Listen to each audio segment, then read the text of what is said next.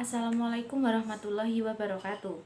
Kami dari kelompok 4 akan mempresentasikan hasil kerja kelompok kami dan diskusi kami di mata kuliah Linguistik Umum dengan materi struktur kalimat, kategori, dan opsi pelengkap.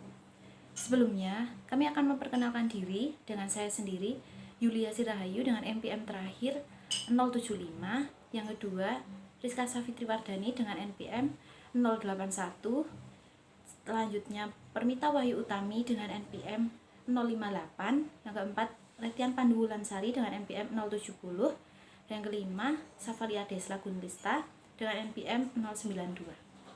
Langsung saja dengan materi pertama akan disampaikan oleh rekan saya. Baik, selanjutnya adalah kategori pada kalimat. Struktur pada kalimat pasti memiliki kategori. Contohnya, bibi saya membuat makanan ringan untuk dijual. Bibi saya sebagai subjek membuat sebagai predikat, makanan ringan sebagai objek untuk dijual sebagai keterangan. Nah, kelas katanya adalah bibi dan makanan sebagai nomina, saya sebagai pronomina, dijual sebagai adverbiat, membuat sebagai verba, ringan sebagai adjektiva, dan untuk sebagai partikel.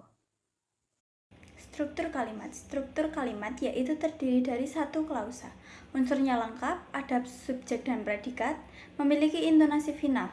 Contoh, kakak saya mengenakan pakaian batik. Selanjutnya adalah opsi pelengkap. Pelengkap adalah unsur atau elemen kalimat yang menyertai predikat. Pelengkap dan objek memiliki kesamaan, yaitu menyertai predikat. Perbedaannya terletak pada posisi kalimat pasif. Pelengkap tidak menjadi subjek dalam kalimat pasif. Jika terdapat objek dan pelengkap di belakang predikat kalimat aktif, objeklah yang menjadi subjek dalam kalimat pasif, bukan pelengkap. Sebagai contohnya, dalam sebuah kalimat, pelengkap dapat berwujud yang pertama frasa nominal.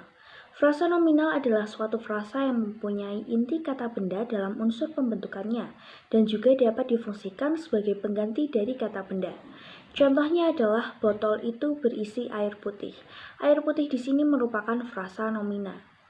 Yang selanjutnya adalah frasa verbal. Frasa verbal merupakan frasa yang terbentuk dari penggabungan kata kerja dan dapat juga dipakai sebagai pengganti kata kerja. Contohnya adalah saya mengira dia tidak tahu. Tidak tahu di sini merupakan frasa verbal. Kemudian yang ketiga ada frasa adjektival.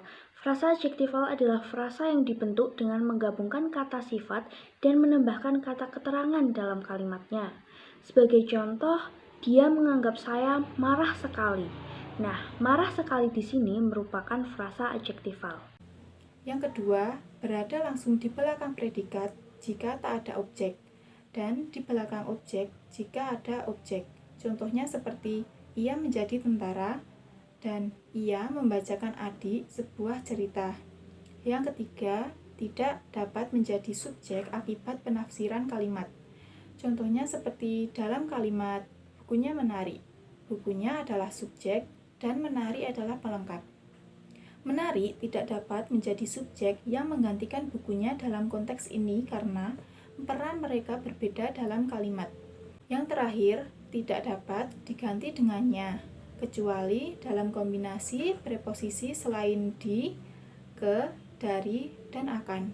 Contohnya seperti rumah itu milik dia. Dalam kalimat ini milik dia adalah pelengkap. Kita dapat mengganti pelengkap ini dengannya menjadi rumah itu miliknya.